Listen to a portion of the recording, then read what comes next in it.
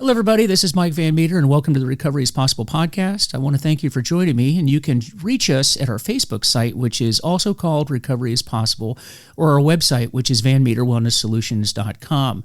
And as you know, this podcast exists to educate the public about addiction, remove the stigma associated with addiction, and offer help and support to those suffering from addiction.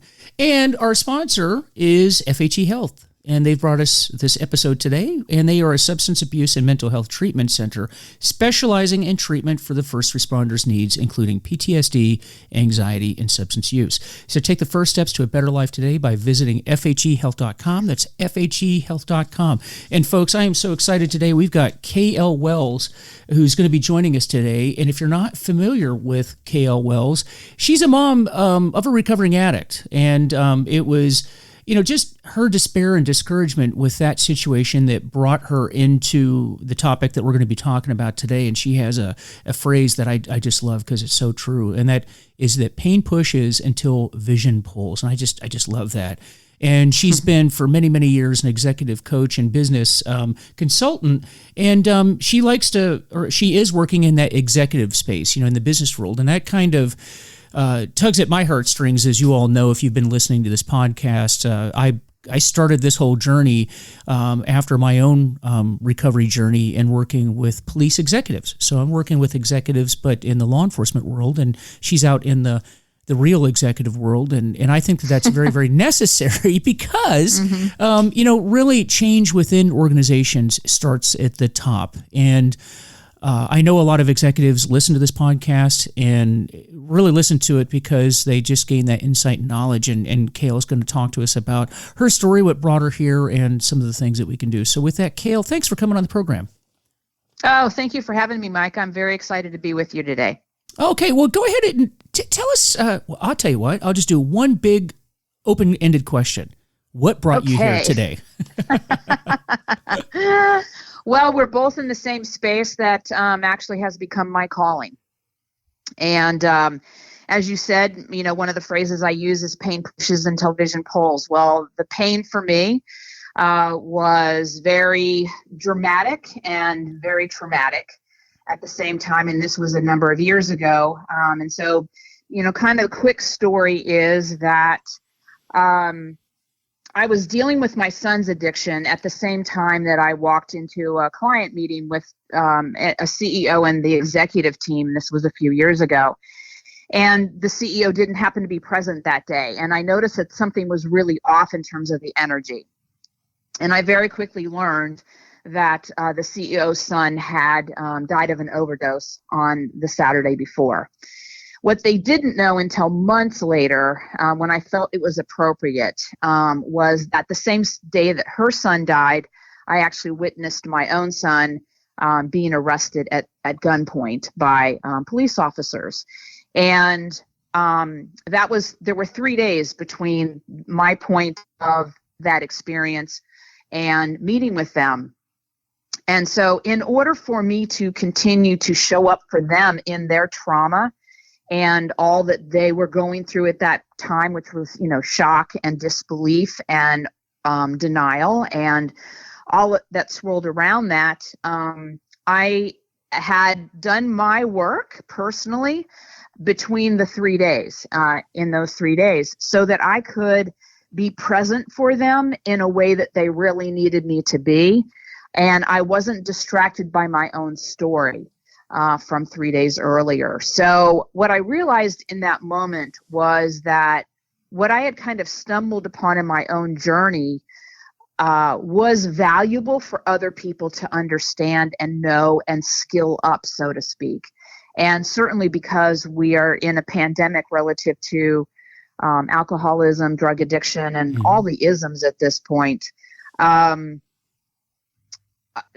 the loved ones that are there that are navigating, like a mom or a dad or a sister or a brother or a grandmother or a grandfather or a friend who loves somebody who is in addiction mode or alcoholism, and what do they do? You all have a program. Or when you're in recovery, you have a sponsor, you have NA or AA or whatever group community that you go to. the loved ones are left to navigate this pretty much on their own. There's Al-Anon that's available, and my personal experience was it didn't match what it was that I needed in order to navigate this in a healthy and high-functioning way. I love what I do professionally, work-wise, and I still wanted to be able to operate at a really high level with my executives and my businesses while I was navigating the despair and the trauma and the shattered dreams of my own experience with my own son. So out of that, I started speaking to people, and I created a 5-strategy approach that helped me navigate and has helped others navigate. And then from that place, VoicesInCourage was born for the loved ones and people that are dealing with this disease. So that's a quick summation. Yeah, I appreciate you sharing that story. And so how long ago was this occurred to you? This was 2 years ago in August. Okay, 2 years ago. And when did you start your organization? We started last fall. Okay. We're still in the building process, and right now we're putting programs together. We have a website, and the programs will be launched in the fall. So what we're looking at that point is online training in terms of skill sets. How do you navigate this in a healthy way? Your part in the equation, and then trainings and coaching and whatever the community actually asks for, we are preparing the organization to be able to deliver on. Yeah, and it's interesting that you bring this up and you say that Al-Anon did not meet your needs, where you were and where you needed to be, and that's an interesting thing because in my years in recovery, I have begun to notice this, and I guess I have noticed it for some time, but because I'm on the actual recovery, meaning working with the addict part, and that's my own experience as well. So I think it's a natural gravitation for myself. I have to admit that I've not spent as much time on the other end, and that is working with the families that are suffering. Because after all, as you know, and I know, and everybody, if you're listening to this podcast, you know that addiction is not just the addict. I mean, you hear people say, "Hey, Mike, what's wrong with my drinking?" And I have clients that say that. What's wrong with my drinking? I'm just hurting myself. Well, that's not true. For every addict, you're probably directly affecting at least 10 people. Probably indirectly, I could get into the 20s or 30s or more. You're affecting a lot of people, and a lot of people that care about you. And so as I get longer into this process myself, I realize how much of a need there is on the other side. Now, you mentioned Al-Anon, and for those of you that don't know what Al-Anon is, and I'm just going to take a little segue here because sometimes I make the assumption that everybody knows what that is, but I'm finding that a lot of people don't. So for those of you that don't know what that is, Al-Anon is the co-companion program to Alcoholics Anonymous. And it was born out of Bill Wilson, who was one of the co-founders of AA. His wife, Lois, actually started Al-Anon. And it was because back in the 1930s, all the people that were going into these meetings, their wives, and at that time, in the 1930s, it started as all men, all the women thought the men were going out and fooling around on them. And so they would follow these guys. That's a true story. And she thought, and all these people, the wives and the kids would sit outside the house to keep an eye on their loved one, make sure they weren't out fooling around. And she noticed that they were sitting outside. She eventually invited them into her home. And brought them in, and they would talk about and they would share their issues, and Lois would bake cookies and make coffee. And by the way, for you history buffs, that's where the tradition of coffee in AA meetings came from. It goes back to Lois, but they found that the 12 steps that worked for the alcoholic also worked on the loved one because they were hurt too, and they were affected by their loved one's use. And by working the same exact 12 steps, it worked. And you think, well, wait a minute, I'm not affected by alcohol. Sure you are. You're affected by your loved one's use of alcohol. And but even as well known as that was, a lot of family members don't avail themselves of that. And then when you get into the other drugs, and narcotics and gambling and sex and all of the other, process addictions, chemical addictions, they're even lesser known. And so I really like, KL, that you're coming into this space and really trying to shore up the work that is done for those that are affected. So my hat's off to you. It's really necessary at this point. Thank you. Well, I mean, it came out of my own pain because, things happened very quickly, and I needed to find resources, and I was kind of left to figure it out. So once I started figuring things out and finding out, okay, what do I need to do for myself first? Oh, care. Check. Huge. Really important. Oh, I need to feel first. I needed to process the grief and the trauma around witnessing my son being arrested, and so, like all the things that we talk about, just being a human being, whether you're on the addict side or the alcoholic side, or you're on the loved one side, all of this is about being a functioning, happy, healthy human being, and being able to share our emotions and talk to people who care about us and have a community that will surround us in our times of need. And there are beliefs that we can hold that will hold us to a higher vision or purpose in our lives. And there's learning. There's always learning. Mm-hmm. So all of those areas being brought together kind of in one space for me, I just began to compile them in a way that would serve me in the next part of my journey. And I used the experience with my son to elevate. Mm-hmm. I very much live into the question of what are the gifts and lessons embedded in this experience for me. And so I keep looking for those gifts and lessons. And as it began to unfold, I realized that it's the loved ones community that is more left to grapple with, how do I navigate this? And particularly when you're an alcoholic goes to rehab and comes out and is on a path to remaining sober, we've been doing this dance with our spouse or our family for a while. And now they have to learn a new dance. Mm-hmm. Seriously? Mm-hmm. So how do you learn that new dance? And what is that dance going to look like when we have been dancing in dysfunction for so long? So there's a lot of layers and a lot of richness to all of this. And it's why Voices in Courage was born. Well, the biggest problem, the biggest question that I get, and I'm sure that you get as well, is this. Okay, I hear you, KL. I hear you, Mike. I got to take care of myself, and I have to have a full life. I have to, my whole world can't be surrounded by my loved one who's going down this path. So they keep using. What do I do? Okay, I'm doing mm-hmm. everything that I can for my loved one. They're not listening. They're not getting help. Not even sure they want to get help. But mm-hmm. what would you say to somebody, and I'm sure you get this question all the time, so what do I do right now? I'm trying, but I don't feel like I'm getting anywhere. Well, I can really only speak to my experience as a mom of an adult addict.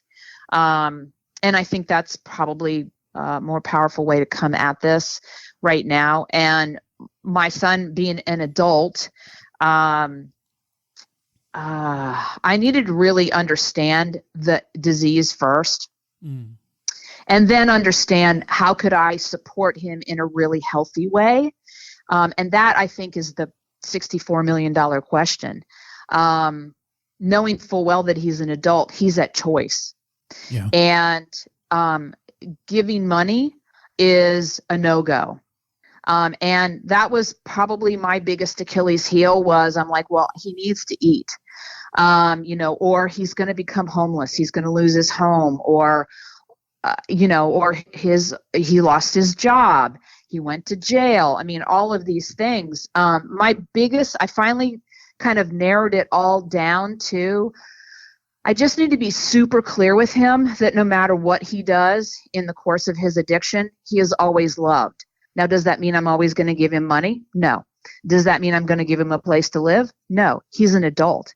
So at some point, it narrows down to the point where they're at choice. But I also understand through brain science that the brain has been altered. Yeah. And the drugs take the first position in terms of survival.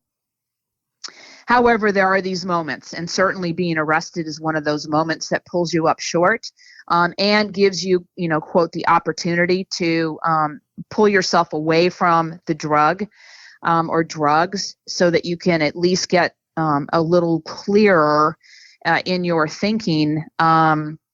But I would say for my son in particular, his turning point was, almost being killed in the drug world, so to speak. And me continuing to send him texts to let him know that he was loved. We live in 2 different states. There would be times when I would just drive up to his house when he still had a house, just to tell him that I loved him face to face. Sometimes he would be there. Sometimes he wouldn't be there. If he wasn't there, I would leave him a note. But I wanted him throughout this whole experience to, without a shadow of a doubt, know that he was loved. And he always would be, no matter what was going on in his life. And so what I would say to a lot of people is keep the lines of communication open. Let them know that no matter what they're doing, you're loving them through their unfolding, because it is their journey as an adult. And draw the boundaries. You're not going to let them steal from you. You're not going to give them money when all they're going to do is use it for drugs. However, you can still continue to deliver that message in a way that they're going to hear it. And eventually, my hope is that at some point, it will become the foundation for their recovery. Yeah, that's powerful stuff, and so true. It really is. But gosh, that is tough, isn't it? It's really tough. Yes. Yeah, this is not for wimps. Yes. And that's why I say personally, I knew really quickly that I needed to up my game in terms of taking care of myself so that I could energetically continue to rise to this level of connection and continue to love him authentically and genuinely, and understand that the alcoholic Sam or the addict Sam was not who my son is. They're 2 different people. And I will always love my son beyond a shadow of a doubt. And I could separate those 2 and know who I was talking to and be able to navigate that. And that clarity has served me super well. So, yes, I believe if you're going to take this on, you're going to take on your own spiritual journey, and you will become, you will unfold yourself. And honestly, I believe that all of this is calling us to a higher purpose. Yeah. All of us to a higher purpose. So that's how I frame it, so that I can continue to show up the way that I do every day. It's funny that you say that.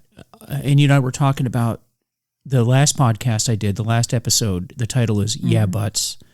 And KL and I were talking about this before we came on to the program, that particular episode that I did was born out of me spending a week working with clients in a treatment center that I'm at right now. And it seemed like that particular week, every single client, I was saying some of the things that you're saying right now. And I was talking about the need to, get into a spiritual journey and the science. You were talking about the science, and we'll kind of circle back to that here in a second. And every single thing that I said to these folks, again, is born of my not just my educational journey, but my personal journey.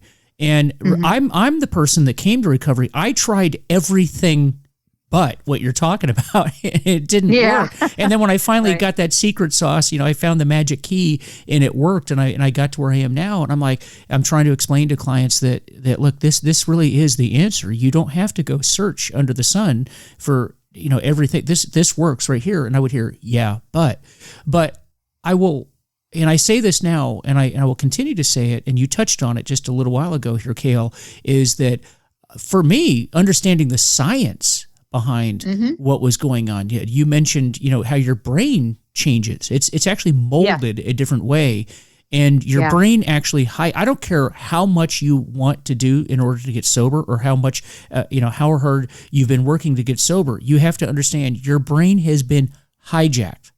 And if you're a loved one, you need to understand your loved one's brain has been hijacked. It doesn't mean they don't love you. Of course they love you. But their brain has been altered. This is not a willpower issue. And I think getting to the answer is born out of understand that basic scientific fact. The brain has been hijacked by drugs and alcohol. Right. Yeah. And I will say it took me till the third rehab when because I kept asking, what are the resources, what are the books I should be reading? What are the movies I should be looking at, or documentaries? And it was the third rehab that I asked, and they said Pleasure Unwoven. Oh, that's a good one. Which is a documentary, done by a doctor who is a recovering addict. And that was illuminating for me. And that was super important and pivotal documentary. And then, I started looking more at the brain science and Dr. Daniel Amen and the new book he has out, The End of Mental Illness, and scanning brains and so on and so forth, which is completely fascinating to me. But you can see in real time, certainly with Dr. Amen's work, how the brains are completely transformed by using alcohol, drugs, so on and so forth. And so it's undeniable how our brains are affected. And I think it's one of the pivotal keys to understanding this disease. While you're going, why don't they get it? Why don't they just stop? Why can't they just stop?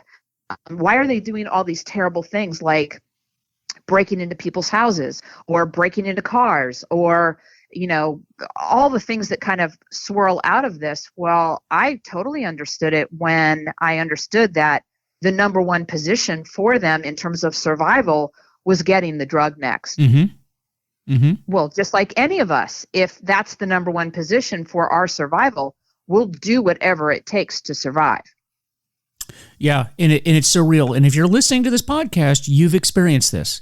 You absolutely have experienced it. And the more you learn about it, and by the way, Pleasure Unwoven, if you have not seen it, I highly, highly recommend that, because it really is an eye-opener. And there's a lot of good material that's out there. But what's interesting is people come into, when I deal with families, and I'm sure you've run into this, when I'm dealing with families, they keep talking about the moral side of this, meaning, and what happens is they get wrapped up in the behavior that is a manifestation of addiction, right? And they focus on that. Correct. And so they put the moral stigma on this, when in reality they're missing the cause of it, which is the science behind it, and the fact that this is a progressive disease and it's deadly and it gets worse over a period of time and never any better. And they focus on the resulting action from their loved one, and they don't go to what the basic cause of that behavior is.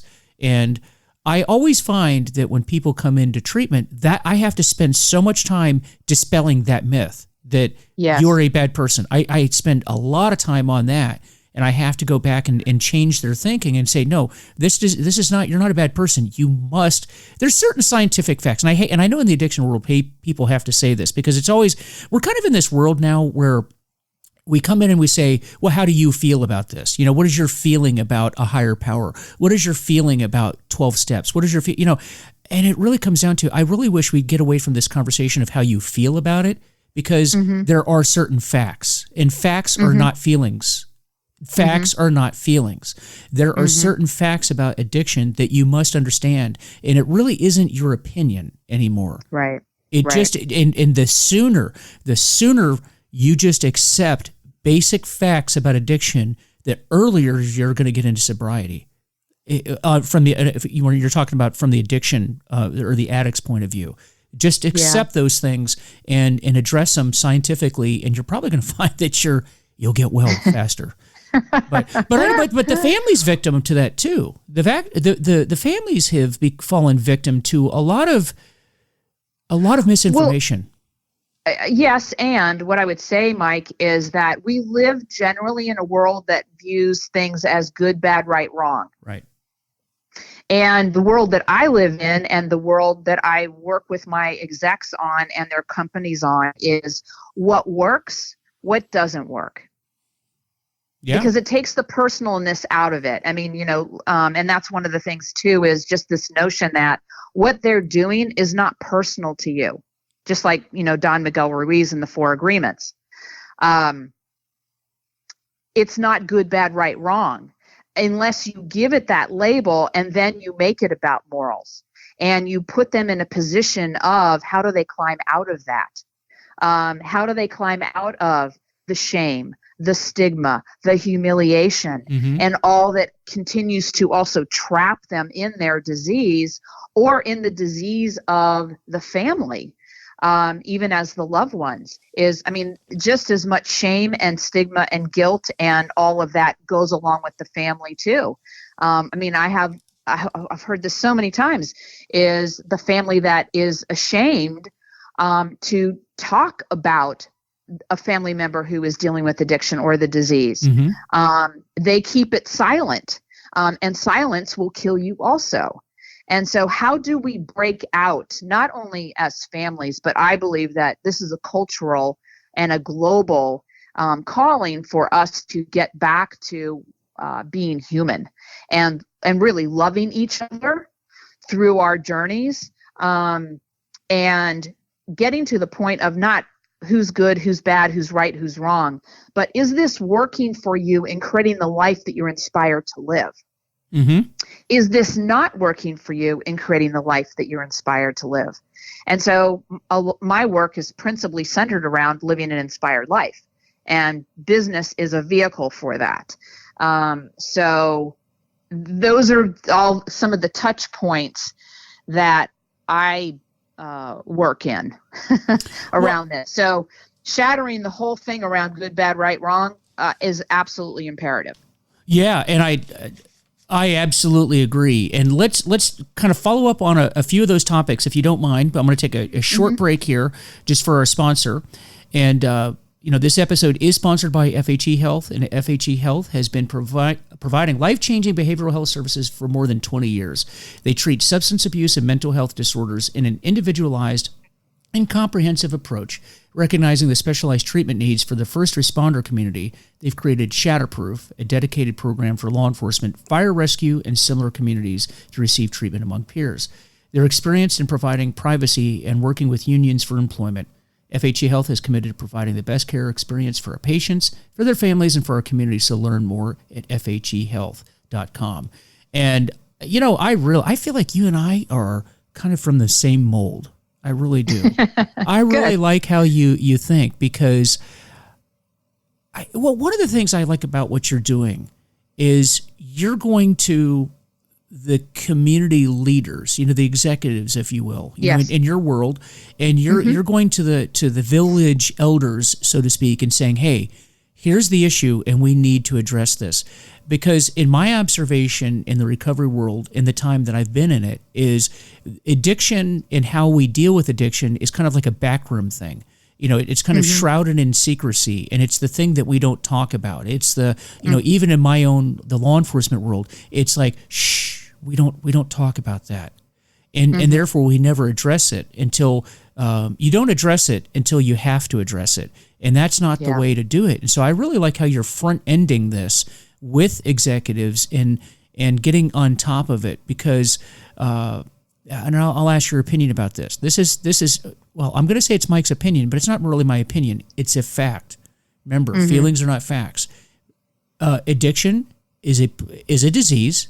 So let's just put that aside right there. It's a disease. It is not a moral issue. Correct. It is a disease. It is progressive. The end result is death. And the bonus, for those of you that want bonus points, you will destroy everything and everyone you hold dear, and then you'll die from it. That's the bonus to it. And the sooner we understand that, and I know that's kind of like an in-your-face statement, but I'm just telling you, the sooner we all understand the seriousness of this disease, the better off we are all going to be. KL, I know you may have seen this over this last year. We've had this horrific instance with COVID over the last year and the lockdowns and the isolation. And the one thing I do, and we hear about COVID, and I'm not, that's important. And it's horrible, and it's horrible that people have died from this. But what we're not talking about is all of the relapses, all of the deaths, all of the suicides, all of the things that have happened while we had these lockdowns.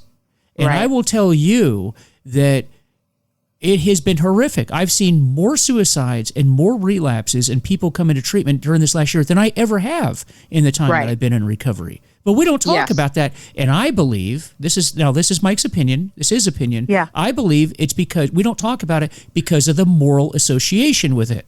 Hey, these people didn't ask for COVID, that addicts did ask for it, so we're not going to talk about that. And I think that is a moral judgment.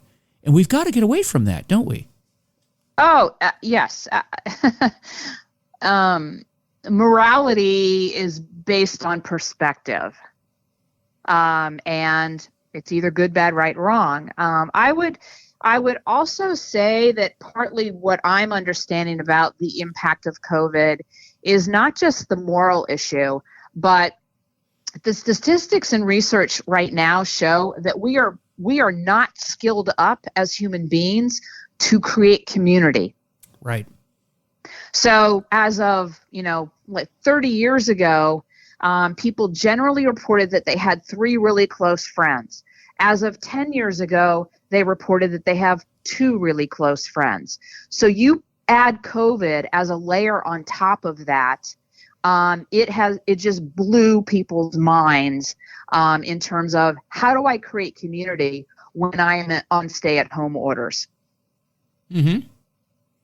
And so given that, for me, the gift of COVID is that it has illuminated and shown a spotlight on the fractures of our humanity, and that this is one of them. And so the central piece of one of the central pieces of recovery for addicts, alcoholics, and loved ones is a vibrant community that has your back, that you can be genuine and authentic with. And we just have not, as a race, kind of skilled up in that area. And so the suicides, the deaths, the relapses are another indicator of how poorly we have done that. Yeah, and we were doing poorly before COVID. Yes, we were. COVID is and that's why I say devastated. COVID has shown a spotlight on how poorly we have been doing. And for me, I frame things in terms of the deaths, the suicides, the relapses are the huge red flags that are, being thrown into the air to say, okay, we have got to shift the paradigm. We have got to do things differently. We have got to get back to loving each other, being kind to each other, listening to each other, hearing the truth that comes from each one of us, being authentically genuine, and being okay with that. So I think of these things as a calling to that higher version of ourselves, not just individually, but collectively. That's very well said. I absolutely agree with that. So, KL, if I am a client of yours or someone that heard about your organization and I come to you and I need some help, kind of walk me through what can I expect? What would you tell me? My loved one is still active in addiction, and what I have found is that a lot of people either don't know anything about any recovery program that's out there, or maybe they've gotten information and it's misinformation, because I'm finding that with addiction, this is one of the interesting things about the addiction world is recovery programs are kind of like, your friend that you tell that you're going to go see a movie and they tell you not to go to the movie because it sucks. And you say, oh, when did you see that movie? And they say, well, I've never seen it, but I just know that it sucks.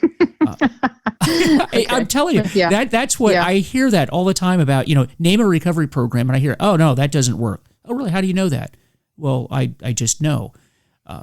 Why, have you gone to it? No, but I heard about it, and it's a weird thing. So when you have Sure. so you're going to run into that, and I'm sure you have run into that. So somebody comes to you and they say, "Hey, KL, my loved one is still drinking, drugging, whatever the issue is that they come to you in," and it's just day one. What do you say to them? How do you walk them through that? Well, I'm not saying a lot to them. What I'm asking them is a lot of questions. I want to hear them tell me their story. I want to understand what the dynamics are that are taking place. Who are the people that are involved? Where are they in the process? I want to hear their language, how they talk about it, what beliefs they hold.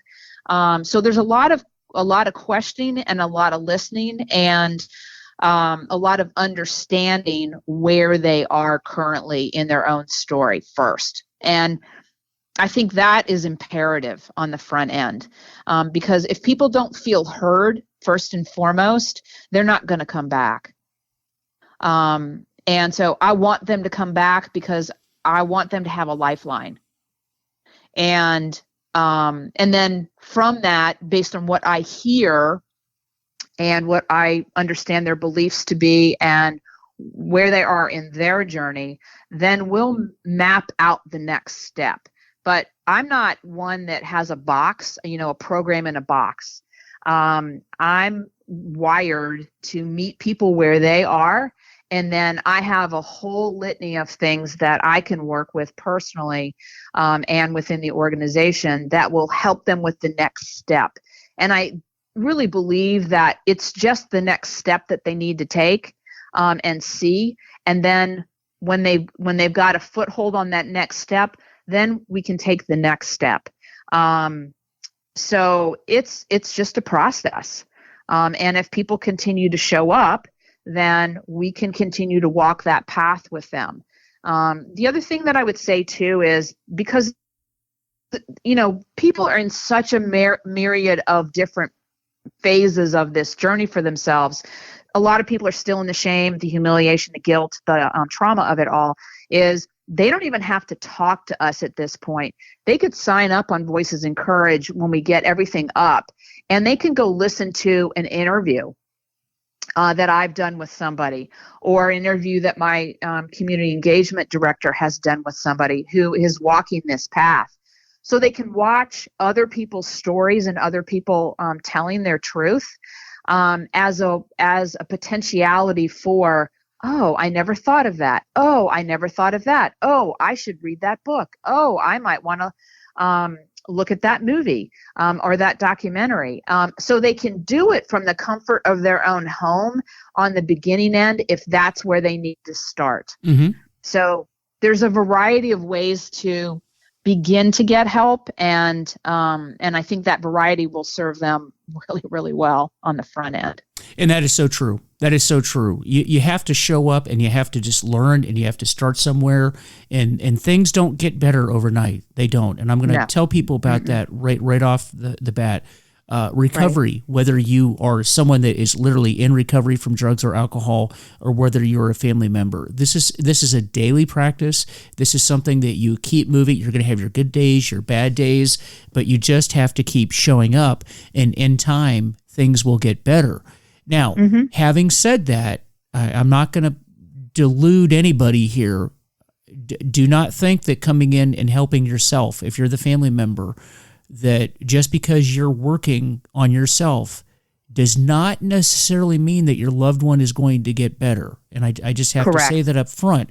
And so switching the gears here, okay, I come and I'm working with you and I'm trying to get help for myself. And then the reality sets in that my loved one is not getting better. And I thought they would. I thought they would by me attending a meeting or coming and working with you and doing an interview and doing this, and they're not getting better. And they become discouraged. So what would you say to that person? Well, if you are reaching out for help simply to help your loved one, then that's a failed strategy as far as I'm concerned. You want to be doing your work for you so that you can be healthy with them if they choose to get healthy. Yeah. And some will not choose to get healthy. I mean, honest to goodness, Mike, in going through this journey, I needed to get clear with myself that I could not save my son. I couldn't make the decision for him to get clean and sober. I couldn't drag him to a facility. I could not fix this. And so I actually needed to work through part of the process of what if he did die? Yeah. And know that that is a reality in this whole thing. And that's honestly life. We don't know from day to day if we're going to live or die. So I think for me, it would help me to kind of pull back and look at life in general and say, number one, he is on his own journey, and I don't begin to know what this is in service of, but this is my part. This is what I'm going to do in terms of how I'm going to show up as a healthy mom, as a healthy parent, as somebody who is still engaged in the work that I love. This is how I'm going to choose to show up. Did I do that for him to look at me and then choose to get healthy? No, I wasn't doing it for him necessarily. I was doing it for me with clarity, knowing full well that if he chose to get healthy, then I would be there healthy with him. Mm-hmm. So and if he doesn't get well, you still have to get healthy, whether he does or he doesn't. Absolutely. Yes. My job is not to go down the rabbit hole of being addicted to his addiction. My job is to be a healthy, functioning, happy as much as I can, joyful, still person. Yeah. And I'm going to walk my path while he's walking his, but I'm not going to allow his addiction to pull me into the rabbit hole of despair and all that swirls around it. I'm not going to give up my life for his life. Yeah. It's tough to do. It is not easy to do, and I understand that. Absolutely. But when we come into recovery, and when I say come into, and I want people to understand that when we talk about recovery, we're always focused on the addict. But we yes. are, if you're a loved one, you need to be in recovery too. And I think that's one of the big myths out there that, just take the 12 steps, for example. People think that the 12 steps is just for the addict. No, it's for the whole country. The whole world actually should be in some form of recovery, to be honest. Yes. Yes. Absolutely. I mean, the truth is that I really believe that at the root of all of this is trauma. Yeah. And honestly, I don't know a human being walking that I work with that hasn't been exposed to some sort of trauma in the course of their life. And it's how we deal with that trauma.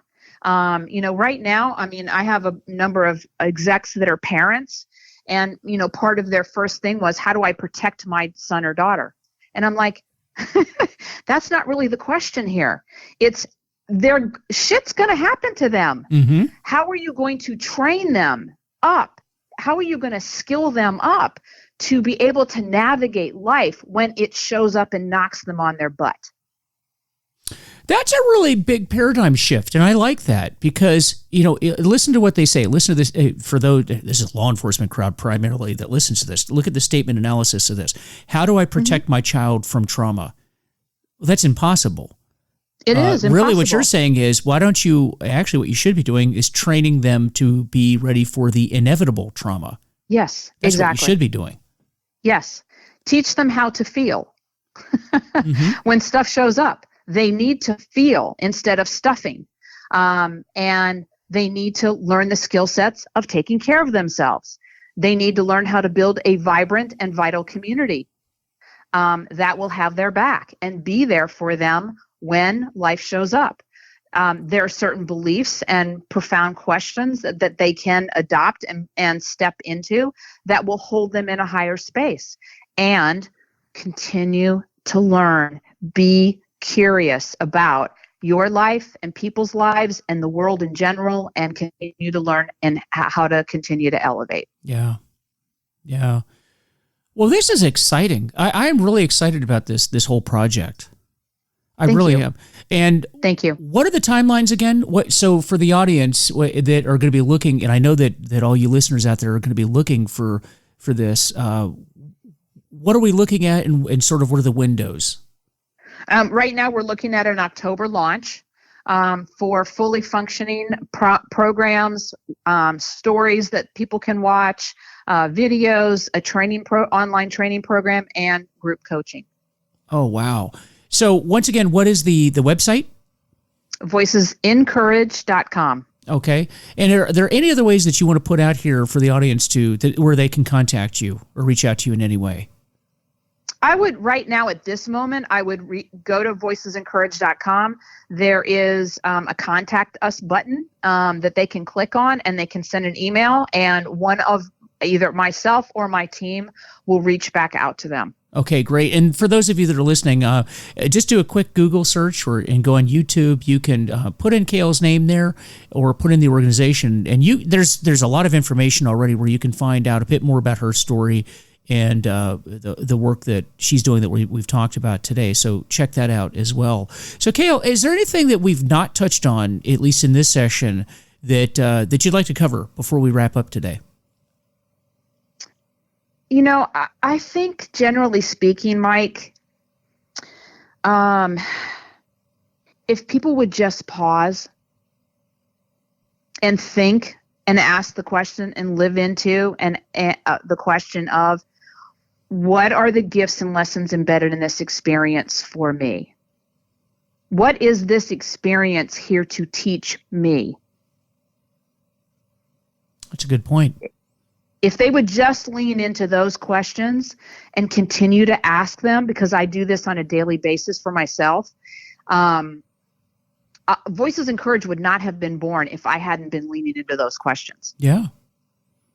And I don't know what other things are to be born through other people that have yet to be born that could be out of this experience. You know, it's funny, in early recovery, it's really just about one step in front of the other, just surviving, getting through that 24-hour period, just moving forward, continuing to move forward. And it's kind of hard. I know we throw out terms like higher power, spiritual development, making amends, and, all these sort of high-level items. That's for later, once you get some, time behind you and you got some experience behind you and some development. But when you get on the back end of recovery, it really is sort of thinking of spiritual things, and not necessarily religious. It can be, depending on each person's different, but those spiritual concepts like what you're talking about. I mean, I know in my own life now, I look at things, things that happen in my life. I've had more tragedy happen to me in recovery than I ever had happen while I was still drinking. And, it's amazing how I look at almost every one of those events as being like, what am I being taught right now? How am I being tested right now? Now, it took time to look at events that way, but I think that's what you're talking about, that sort of working a program and getting in that development gets you into like a higher level of thinking and living, doesn't it? Yes. I mean, you're talking, years out necessarily, once you get your head clear and you start to get healthy again. But I do think for loved ones, once they're in that space also, I really firmly believe that life shows up for us. It's not happening to us. And so if you believe that life is actually showing up for you, then embedded in that is the understanding that it's showing up for you to elevate as a human being, to become the next best version of yourself. And that's a belief that I hold. So that belief serves me really, really well in terms of what are the outcomes that I want to create in my life. And they continue to evolve. Yeah, absolutely.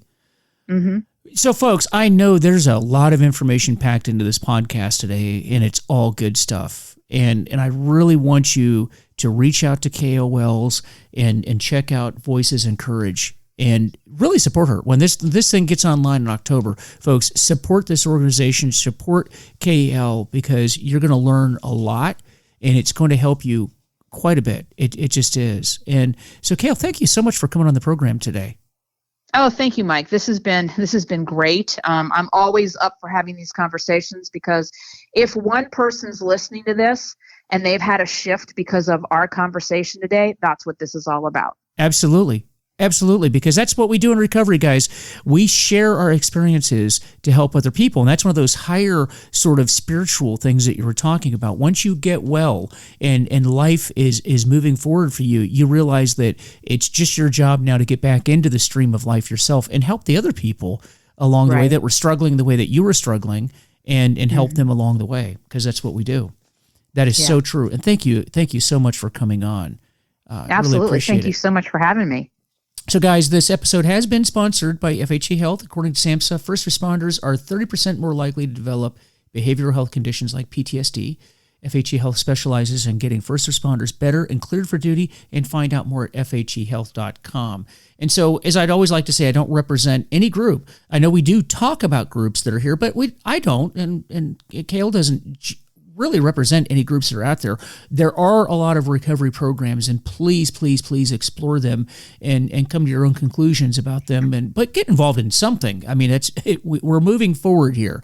So if I've said anything that does not apply to you or you don't agree with, then just discard it. But trying to take any information that you can use for yourself and use that to help others as well, because that's what we do in recovery. We help ourselves along the way, and we help to impart the knowledge we've gained to others as well. So with that, please visit our Facebook page, which is Recovery is Possible, and our website, VanMeterWellnessSolutions.com. Let me know how I'm doing, and let me know if there's a topic that you're interested in hearing about, because I'd love to hear from you.